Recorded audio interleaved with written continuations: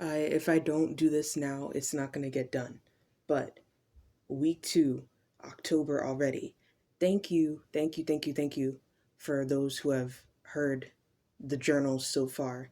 We still working out the kinks, formatting, delivery of links, and all that. Just trying to work within the confines of 2020's YouTube. But we out here. We out here. I've set up Substack intending to use it as kind of like a link compendium because the whole YouTube policy shit with like age verification and stuff, I didn't realize that affects new accounts because I hadn't seen anything on like my 1 decade old account. I hadn't seen anything on the one account I have from a few years, and I hadn't seen anything on this account until I actually started uploading stuff and trying to put links in description and comments, and then they're giving me all these stipulations before I can put links.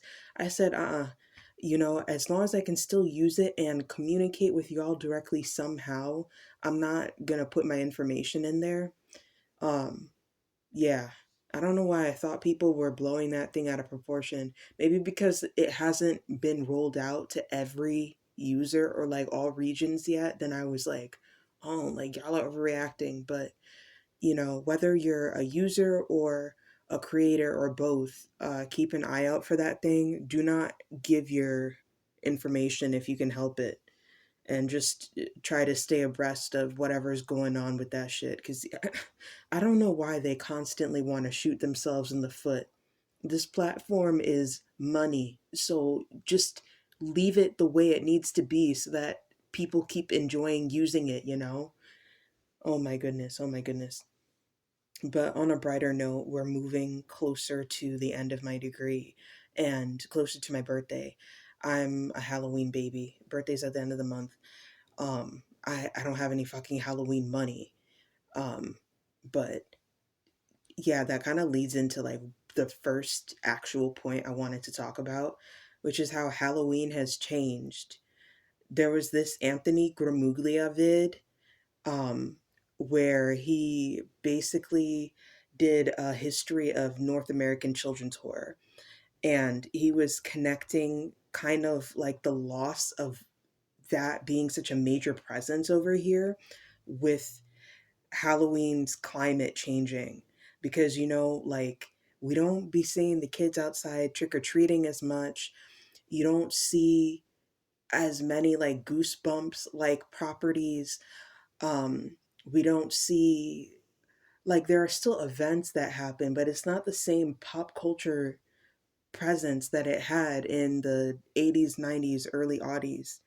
Um, and it was a really fun video because one, it reminded me that I am indeed a horror fan. Sometimes people, because sidebar, like, I feel like people who got into horror after like Ari Aster or after Jordan Peele like started getting a horror mainstream horror acclaim, they just have a really weird concept of what makes a quote unquote true horror fan. When back in the day, back in my day, we used to just fucking watch everything. Not that we liked everything, but it was more, we were eager to see what the genre had to offer all over. And we'll debate all day about it, but at the end of the day, we're horror fans, we're united by that. Anyway, that just reminds me, um, reminded myself of that whole horror fan thing because like watching his video where he went through like everything, I'm like, oh yeah, I know that, and I know that, I've seen that. I even saw House with the Clock in its walls in the theater, the Eli Roth adaptation of this like children's fantasy horror novel that nobody gave a fuck about. Really, again, until he adapted it. Like, I'm like, yeah, I'm out here in these horror streets. Anyway, Halloween really has changed because, um, yeah, even though I'm a little bit younger than Anthony, he's in his early 30s, I believe. I'm turning 30 next year, but there's overlap in the experience. Um, I also observed how there was more of that presence back in the day. because my childhood was tied with like the Courage, Billy and Mandy era, the whole vampire revival, which I actually wrote about in school. Um, like how like the Blade and Buffy and Cirque du Freak, Twilight, how all that shit had a presence. Um, it was just like we had stuff for everybody. It was like every single age level, age range. There was a little bit of horror for everyone. Now everything's all homogenized.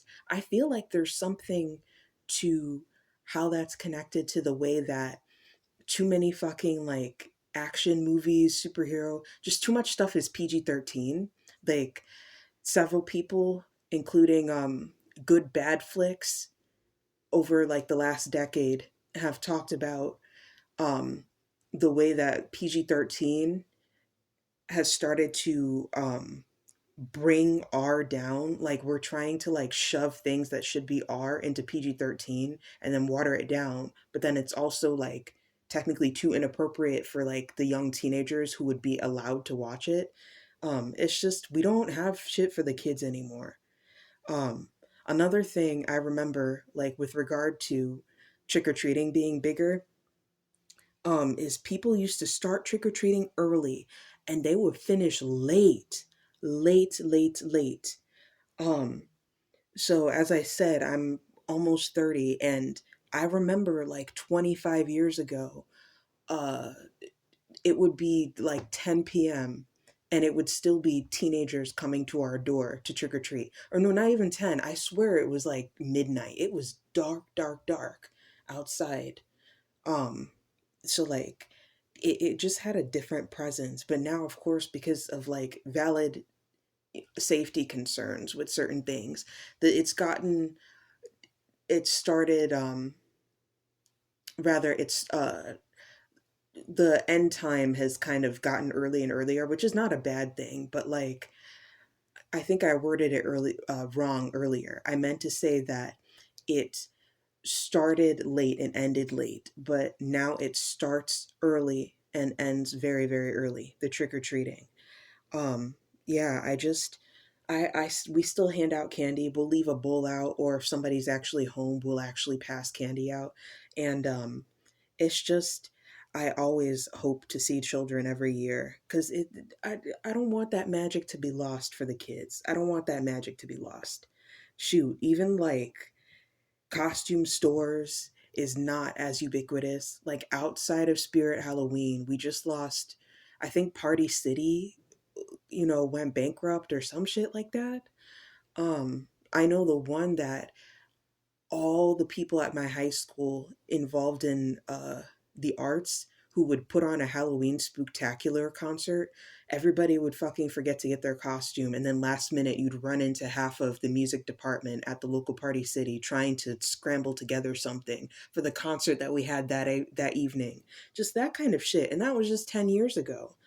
Um, but yeah, yeah, the Anthony Gramuglia vid, and like I don't know why I'm like struggling saying his name, but his fucking vid was really, really, really fun discussion fodder. I recommend it. I'll try to link it somewhere.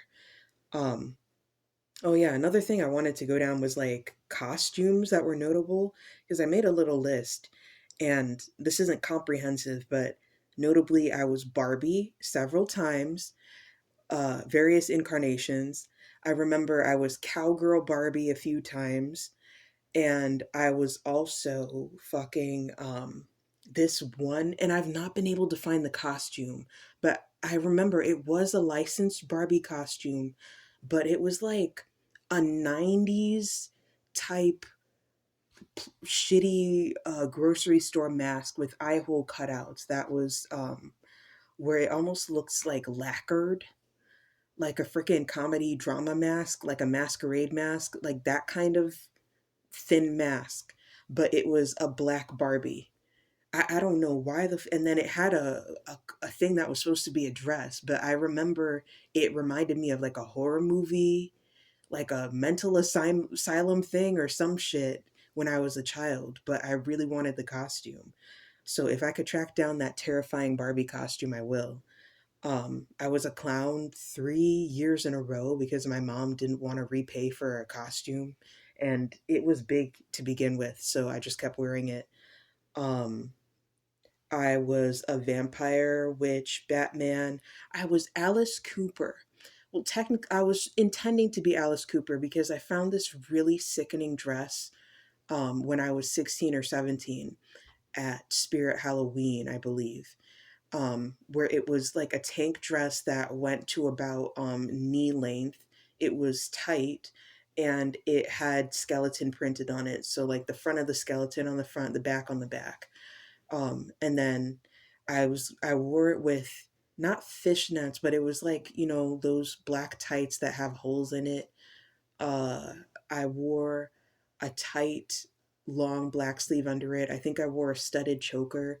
And then I had like, God, I used to get like human hair weave in the latter part of high school. So I had my human hair weave that was half grown out. So it kind of looked really crazy.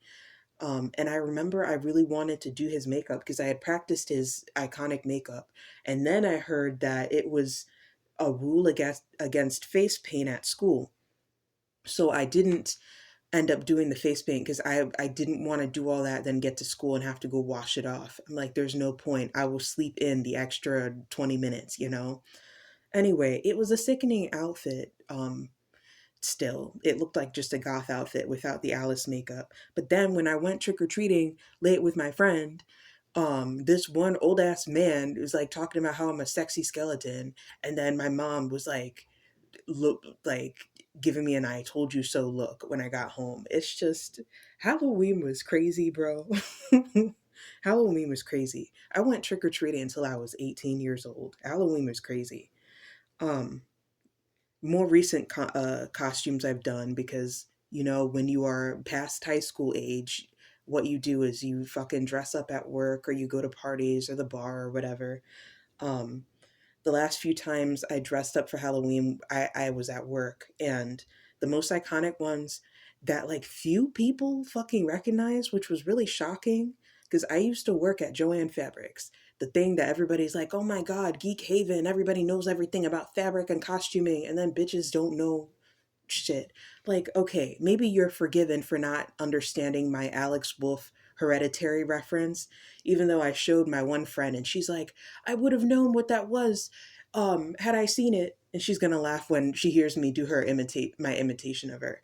Um, but yeah, I dressed up as him with like the crown and the blood and shit and the green jacket. But the more recognizable one was Bill and Ted. My friend and I were Bill and Ted. We went, was it bar hopping or the arcade? Some shit. No, we went to the mall arcade. But anyway, like I was Ted because I'm taller. He was Bill. It was so beautiful. But I had to work first, so I wore my Ted costume to work. Why did two people get it? And like half the people there was older than me. I'm like, you're 45, you're 55, you're 62, you don't know who Ted Theodore Logan is? Uh-uh. And it was like a spot on costume. Thank God my one freaking like core millennial manager saw it right away because I was about to lose my mind after the way I ran up and down for the elements of that costume in time for Halloween. But yeah, like, I mean, that was something joyous about Halloween, even though like we need to make it for the kids again, like Anthony Gramuglia was talking about. Um, Halloween is still has a lot of thrills and fun to it. Um, Something I wanted to talk about to kind of round off was overlooked creepy media. I'm going to hit you with a book. My one book recommendation is Primal Fear, the novel by William Diehl that inspired the movie starring Ed Norton. It changes some stuff in the movie, but even if you've seen the movie already, I recommend reading the book because I seen the movie first. I read the book, and the book was just like so much fun delving deeper into people's backstories, and things get more twisted in certain ways. And it's a lot. And there's other stuff behind what happened with Aaron Stampler's backstory that led him to be the way he is, that is explored in the book. They cut from the movie that is just, It's juicy, it's fucked up, and you need to read it. So, the book recommendation, Primal Fear. Two movies, Tragedy Girls from 2017 and Halloweentown 4. Tragedy Girls kind of satirizes social media obsession, true crime obsession, and like the pitfalls of like the 24-hour news cycle and all that kind of shit. Because even though like true crime is not new, we know that that boom kind of started around when this movie came out. Um, and I can't remember who is it, Alexandra Shipp or Alexandria, I can't remember her name, the one black actress, and then her co-star is the one who played Negasonic Teenage Warhead in Deadpool. So Tragedy Girls, really fucking funny, just ridiculous, campy, highly recommended. Tragedy Girls. The second movie is Halloweentown 4 because y'all need to stop giving Sarah Paxton beef and smoke for that. It's been almost 20 years. She did not cast herself. She'd been trying to get on Disney for years. It was unfortunate that they fucking kicked Kimberly J. Brown out for no reason. I understand that that's the Jen Zennial, the other Aunt Viv controversy, but if you have it in your heart to pretend like this is just like a non-canonical story, it's a fun magical school story. It's dumb. It has Jesse McCartney broomstick riding sequence. Please, if you don't know about that, you need to watch the fucking movie. It has Lucas Grabeel in it. um just it's has a lot of those 2000s freaking genre kids media people in it. It's so fun, it's so fun, especially in the midst of like that HP era. Like, like obviously I renounced HP for the most part like a few years ago, but back when I was still in it 20 years ago, like Halloweentown 4. Yes. So that's my two movies, Tragedy Girls, Halloweentown 4. And finally, the music picks. Check out Kerli, the Estonian singer's debut album. It's like alt pop, synth rock vibes from 2008. I used to get dragged for watching the music videos for Walking on Air and Love is Dead, because at me as my little tween emo self, everybody's like, "What is this? This is too weird. It's too weird." Kerli is a bad bitch. Kerli debut album, I believe it's called Walking on Air.